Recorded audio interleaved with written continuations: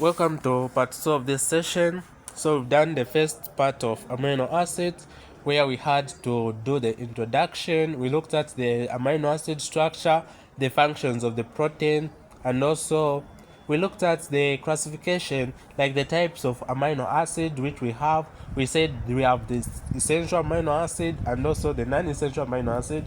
We also the classification of amino acid, where we said there are different or various types of amino acid or classes of amino acid, where we discussed the acidic and basic amino acid. We looked at the straight chain amino acid, which are known as aliphatic, and also the ring chain amino acid, which are known as the aromatics. We also went further to discuss the polar and non-polar amino acid, where we said the polar amino acid, they are those amino acids which are able to dissolve in polar solvent, and non-polar amino acid, those which cannot dissolve in polar solvent, for example those which cannot dissolve in water. We also looked at what are known as the sulfur containing amino acid, where we said this contains sulfur in their structure. Okay, so we'll discuss more. We'll pick it up from the classes of amino acid so that we can try to merge now with the relevant concept of this topic. Then we went further to also look at the amino acid, where we said that the amino acid are those amino acid which do not fall under any class of amino acid, and we discussed that there is only one amino acid. So this is very important for us to appreciate even as we delve into part 2 of this session. Let's continue with where we ended. So we ended on the amino acid. Now let's continue. So when you're talking about the polar and non-polar, polar and non-polar amino acid. So for polar amino acid, you discover that the bonds which are polar may be a bond between hydrogen and oxygen, or hydrogen and fluorine, or bonds which exist between hydrogen and nitrogen. These can form hydrogen bonds. Because they can form hydrogen bonds, and we know that hydrogen bonds are polar. But when you're talking about non-polar amino acid, you discover that most of their chains, most of their R group contain CH.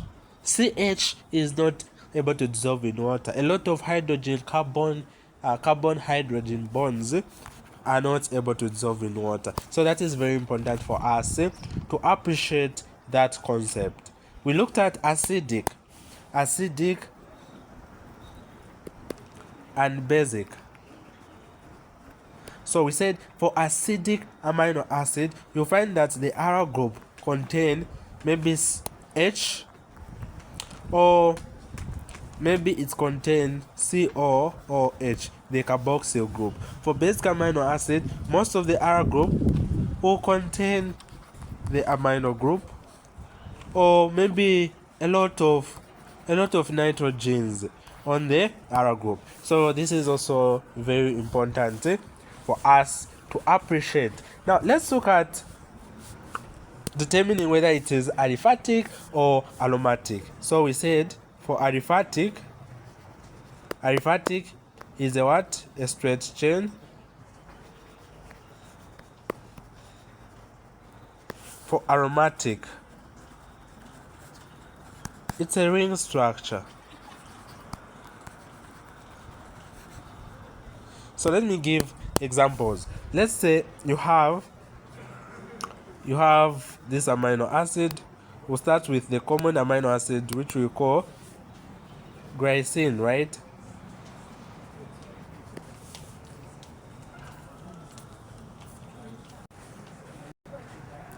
Let's look at glycine. So glycine, the structure is like this. There we have a 2. That is the amino group. We have a carboxyl group this side. We have a hydrogen. The alkyl group is just the hydrogen, right? That's the alkyl group there. So is this aliphatic or aromatic? So this is not a ring, right? So we say it is aliphatic. It is a straight chain. Then is this polar or non-polar? Let's check. The arrow group there is hydrogen. So there is carbon to hydrogen. Carbon to hydrogen is non-polar. So this is non-polar. Let's look at another one. Let's say you have alanine. I said there are 20 amino acids, but don't worry even if you don't know their structures for now. But this information will be used to be essential later. But let's try just to identify whether it is aromatic or aliphatic. Let's have alanine. Alanine, this is the structure. We see that this structure is not a ring structure, so it is a aliphatic. Okay, and we see that the arrow group there is made up of CH3. CH bonds are non-polar, so it is a non-polar. Let's look at another one. Let's say we have which amino acid can we have? Let's say we have asparagine, right? Asparagine. So for asparagine, you discover that it has something like this. Then there we have CH2 rather. Then we discover that this CH2 is bonded to carbon, which is bonded to there, which is bonded to hydrogen there. Then here bonded to COH, then bonded to H2N, then this has OH there. So asparagine, and you have the double bond there. So this is known as asparagine. For asparagine, is this aromatic or is this aliphatic? We discover that this has a ring. There's a ring there. So this is an aromatic type of amino acid. Aromatic, right? Now, let's identify something. Is this polar or non-polar? You can see that it has OH there. So this is a polar amino acid. Let's look at another one. Let's have this amino acid. There is this. It has OH. It may have H there. Let's say it has NH2. If you see this structure, just know that this is serine. Now, is this serine polar or non-polar? We can see that there is OH there, right? So this serine is polar. And the other thing we need to know, is this ring aliphatic or aromatic? It has no ring, so it's a straight chain. So for it being a straight chain, we are calling it to be what? To be aliphatic. Aliphatic means it is a straight chain. It has no what? It has no ring. That is the meaning of aliphatic. So it is actually an aliphatic amino acid. Very important for us to understand this. Now let's look at another interesting class of amino acid, which we call sulfur containing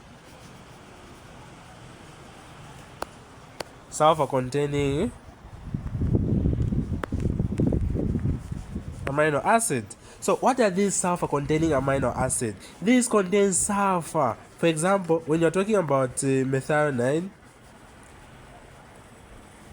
we discover that methionine contains what is known as the thiol group. Okay, this contains what is called the thiol group. When you're talking about a thiol group under proteins, it is just the start amino acid. Okay, it is the start amino acid. Methionine, it is the start amino acid. when we talk about the genetic code, we see that the methionine is just the start codon, right? So it is the start amino acid, methionine. So, and this start amino acid is used during what? During protein synthesis. That is in eukaryotic cells or eukaryotes. Because in prokaryotes there is what is known as the 4-methionine. 4-methionine. That is for prokaryotic cells. But when you're talking about the eukaryotic cells, is just the methionine. Let's look at another one, which we call cysteine. So cysteine is also a sulfur-containing amino acid. This one, you'll discover that it has a thiol group. It contains CH group, which is known as the thiol group. Okay. So this thiol group is formed by what is known as the disulfide bonds. It has what are called the disulfide bond. Very important for you to take into consideration. Okay, and this disulfide bond, they are in different parts of the polypeptide. Okay, so you need to understand that. That is very important. I mentioned to say we have this class of amino acid which is known as the amino amino acid. So for amino acid, they do not belong to any class, and there's just one amino acid which is known as purine. So whenever I say purine, they are talking about the amino acid. Then when you're talking about the acidic amino acid, so you need to understand that when you're dealing with acidic amino acid, we can have examples. For example, let's have aspartic acid. The aspartic acid, which is also known as the aspartate. The aspartate when it is charged. So we have what is known as the aspartic amino acid. If you wish to know the structure is just like this. Okay, the structure for aspartic amino acid, there in H2 there should CH there bonded to COOH. So this is the structure of the aspartic amino acid. So the aspartic acid is very important for you to understand. There is also another type of acidic amino acid called the glutamic acid. Glutamic acid, when it is also charged, this compound is known as glutamate, the one which you hear. Okay, some of you have mentioned before something which you call glutamate. Glutamate is just a charged glutamic acid. Now let's look at the basic amino acid. Then what do you need to understand about the basic amino acid? We have one which is known as the lysine. Lysine is a basic amino acid. Okay, lysine is a basic amino acid. It has an amino group in its chain, and we know that amino group is NH2. It has this on the alkyl group or the ara chain. Okay, then other than that, we can also talk of arginine. You discover that arginine is the most basic amino acid which we have. Okay, this is the most basic. Arginine, most basic.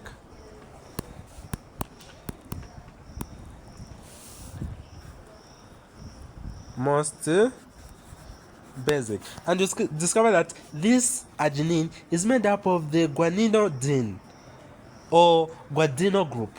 Okay, so very important for you to appreciate that concept. It's made up of the guanidino group. Other than that, we have also what is known as the histidine. Okay, which contains the amidazole ring. the histidine. So histidine is also a basic amino acid. Histidine. Okay, it is made up of the amidazole ring. So it is very important for you to understand this. And don't forget, we mentioned that most basic amino acids contain the nitrogen, right? Contain nitrogen in structure. So it is very much important. It is very much important for us to understand this concept that most basic amino acids may contain what is known as the nitrogen, or maybe the NH2, the amino group, which is NH2, in their structure. So we need to understand this concept. Very much important, right? But one thing I need you to understand is that when you combining amino acid, okay, combination of amino acid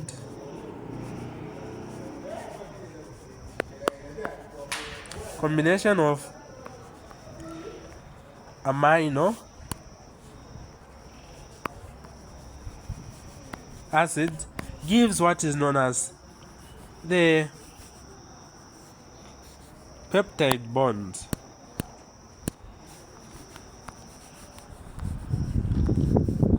So amino acids, when they are combined, they form what are called the peptide bond, and it is from this peptide bond that we can form proteins. Let's have an example. Let's say you have this amino acid,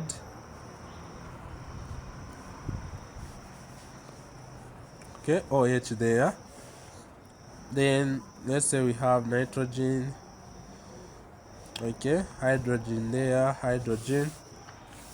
Then let's have another amino acid this side. So we have carbon there. Let's say that is the other group, which we don't know. Let's say we have OH there. So this is the carboxyl group there. So if you combine the OH and H, undergoes a dehydration reaction, right? The removal of water, or condensation. Condensation occurs. So when you have this, you're going to form now. There'll be no OH. This bond is going to be linked. So how are we going to have? So what we are going to have, or what we are going to see, is this. So we have NHH. Then we have, of course, we don't know their alkyl group there. Let's just put ARA. Then due to that condensation, right, which occurred, so we're going to have nitrogen there. Then the hydrogen as usual, the carbon, the alkyl group there. Let's have the carboxyl this side. Okay, so we have this bond which has been formed. So this is known as the peptide bond. So this bond you are able to see is made up of the peptide bond. So sometimes they may ask you, what is the peptide bond made up of? There is carbon, oxygen, nitrogen, and hydrogen. And basically these are what form the proteins. We discussed that the elements which form proteins are just those which we've looked at. Okay?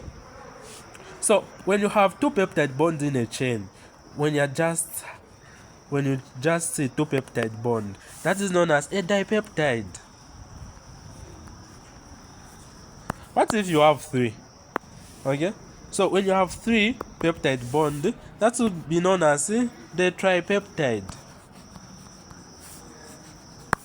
If you have maybe three tripeptide, right? If you have maybe, let's say, 2 to 20 peptide bond.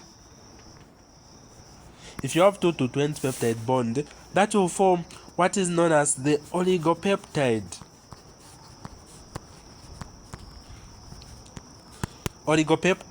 But once you have more than 20 polypeptide bond, more than 20 peptide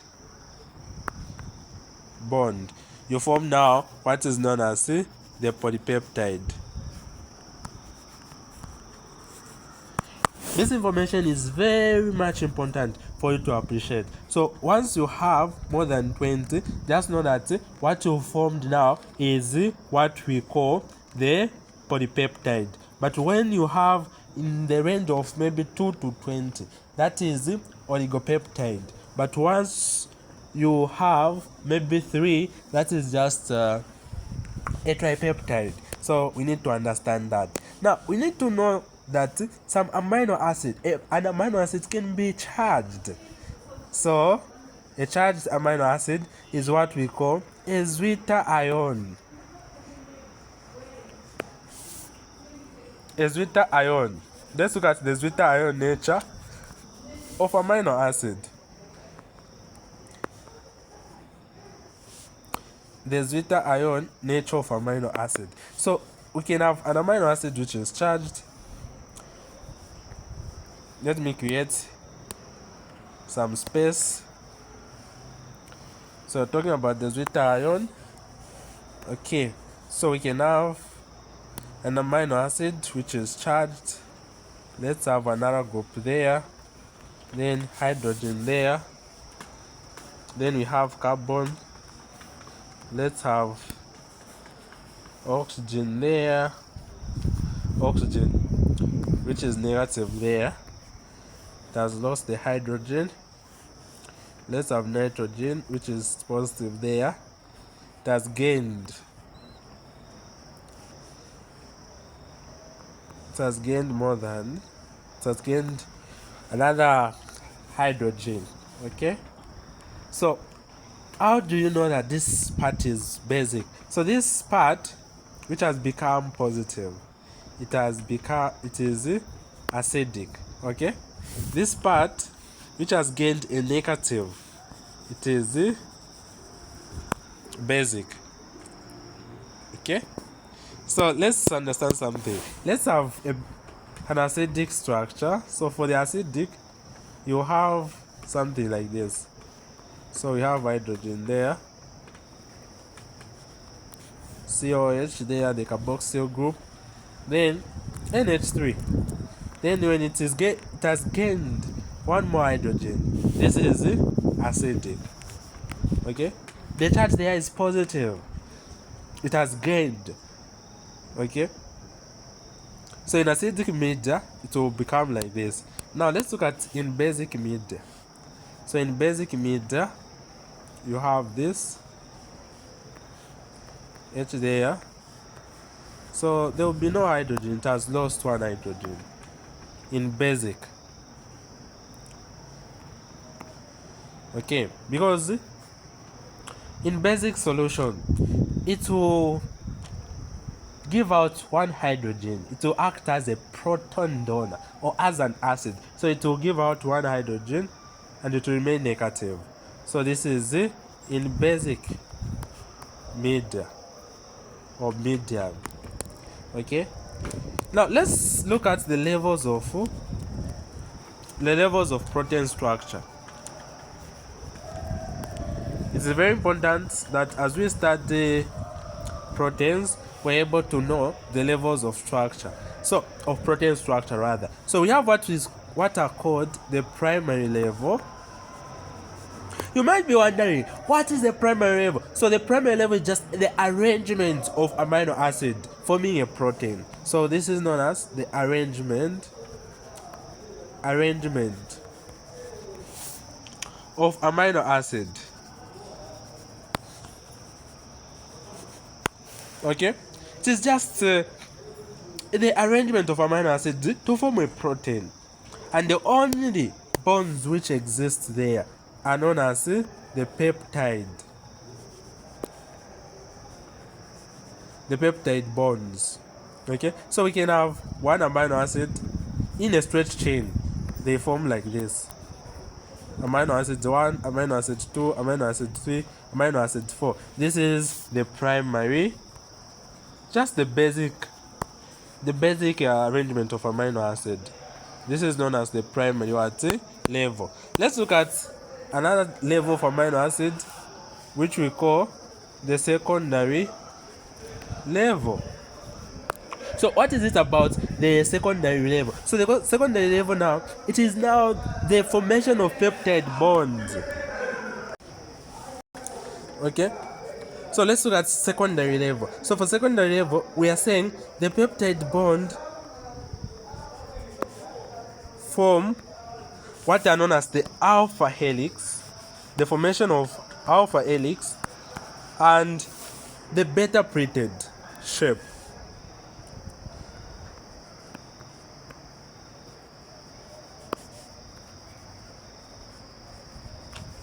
So when the peptide bond now begin to form, okay, when the amino acid starts to coil and peptide bonds are formed now, so those peptide bonds now form the alpha helix or beta pleated shape.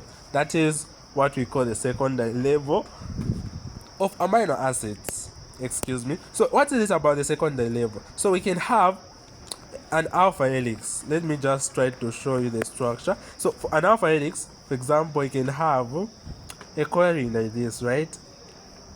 Which structure looks like this? We'll discover that keratin is like this. Okay, keratin is a protein. It's a protein which is found in hair, in nails, in beds. Okay, the protein which is there is keratin. So keratin forms what is known as an alpha helix. But when you're talking about the beta pleated, let me show you maybe the structure in case you come to encounter it.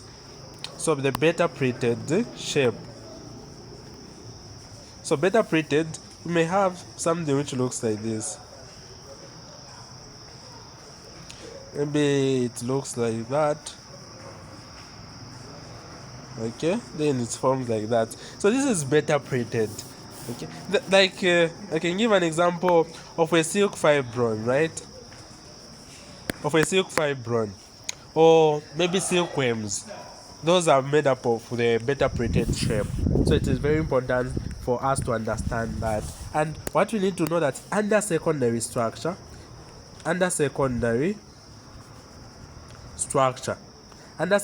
level rather, there are the bonds which are there in those secondary bonds. Or just find the peptide bond. Peptide bonds are everywhere. The peptide bonds and also the hydrogen bonds.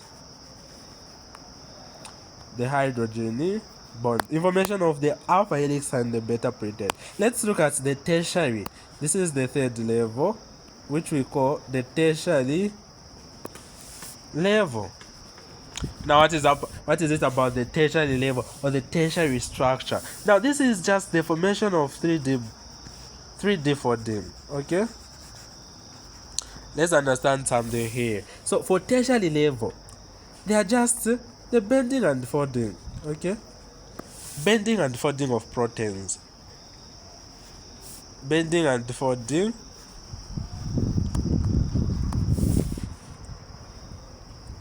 of proteins. So when the proteins begin to form, now they begin to form different structures. Those structures could be maybe they begin to form the fibrous structure. Okay, maybe they form the fibrous. They begin to form the fibrous structure, or maybe the globular structure. When you're talking about the fibrous and the globular structure, let's say we are talking about fibrous, the fibrous structure. You can give an example of a collagen. A collagen appears like this. So this is a fibrous, like that. Okay. Then for globular, we say enzymes are globular in nature. Enzymes are simply globular in nature. That's what we say. So for example, enzymes, right? So for enzymes, they are globular, like they form something like a ball or a ring.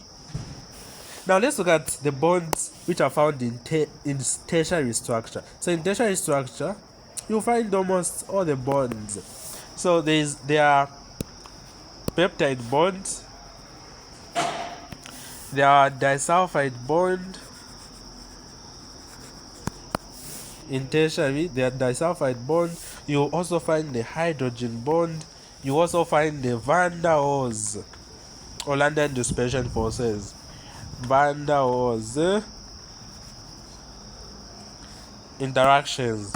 You also find the ionic bond.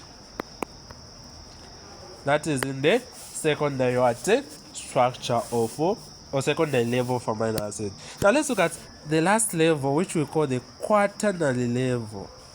Quaternary level. Now, one thing you need to understand about quaternary level is that it is a three-dimensional folding. Three-dimensional folding. It is a three-dimensional folding. So when you're talking about the quaternary structure, you're just talking about the bringing together of the polypeptide bond to form one protein. Just the bringing together of those polypeptide bonds, okay? Or the aggregation, in short, the aggregation. So we can have something like this, so which is made up of this. So an example you can give, e.g., hemoglobin, like that, right? Hemoglobin. So hemoglobin is a quaternary structure. Hemoglobin, you discover that it is made up of 2 alpha and 2 beta. Okay? There's alpha chain and alpha chain. In most of the books, you discover that they indicate alpha chains to be maybe 141 approximately. Then the beta chains to be approximately 146. That is in hemoglobin. Okay, alpha chain about 141, if not mistaken. Then the beta chain, you discover that they are about 146 somewhere there. Yeah, so you need to understand that. Other than that, we can talk of insulin. Insulin, we know that insulin is the one which regulates glucose level, right? So this insulin has 2 peptide bonds and also has 2 hexamers. Okay, it has 2 peptide bond, in short, dipeptide. It has 2 peptides.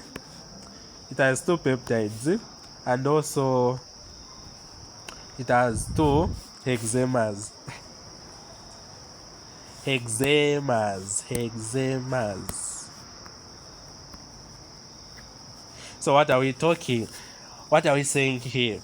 So 2 peptide bonds and 2 hexamers. In short, it has 6 polypeptides. It has 6 polypeptides. It has 2 peptide bond and 2 hexamers. So meaning that it has 6. Hex means 6. So 6 polypeptide. That is for what? Insulin. Now, what you need to understand is that these are held together by a zinc. Okay? And we look at insulin. When you look at insulin, we discover that insulin is made in the pancreas, right? And the cells which make up the insulin, from our grade 12, we learn that they are the beta cells. The beta cells are the one which produces insulin. Then the alpha cells are the one which produces glucagon. So it is very important for us to appreciate that concept. Other than that, we can talk about collagen.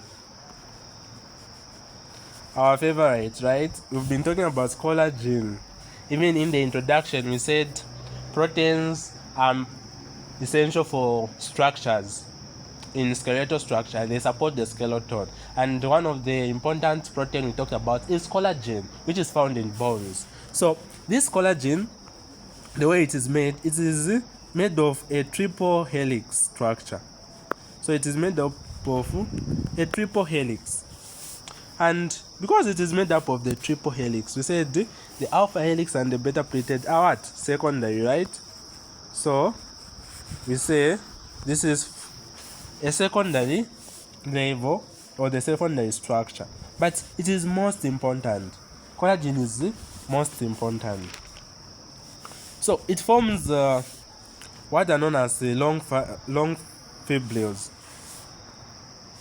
If we look at the bones, it forms what is known as the fibrils, the long fibrils. Now, those long fibrils are the one which form up the fibrous tissues. Okay, the long fibrils, they form now the fibrous tissues. and we discover that the collagen is found in the bones, and mostly you'll find it at the tendons. Okay. And one thing we don't need to forget is that the collagen is made up of 3 alpha helix. So in case they asked, collagen is made up of 3 alpha helix. Very important. It's made up of 3 alpha helix. So you discover that the alpha helix like that, another one like that, another one like that. So this is the structure of collagen, and there are 3 what structures. So one common question, we've come to the conclusion. So one common question you discover here is that maybe they may ask you, what's the difference between hemoglobin and myoglobin? What would you say from what we've discussed? We discovered that they are both important for transportation, right? We said hemoglobin transports oxygen in blood to all the parts of the body, right? Then it's a protein, and also myoglobin is also transports oxygen. The only difference is that myoglobin transports oxygen in the muscles. Now they may ask you, what's the difference other than that difference? Okay, so you need to know that the myoglobin falls under the secondary structure. Okay, it falls under the secondary structure, or tertiary structure rather, the tertiary structure of the amino acid. But when you look at the hemoglobin falls under the quaternary level, or quaternary structure of the amino acid. So we've come to the end of proteins. We've done the full topic. There is part 1. If you didn't watch part 1, go back to our channel and watch part 1, where we discuss the introduction, the basics of proteins. So this is where we end. Thank you for watching. If you found this to be helpful, don't forget to like, share, comment, and also subscribe to the channel, so that each time a new video is uploaded, you're able to watch it. Thank you.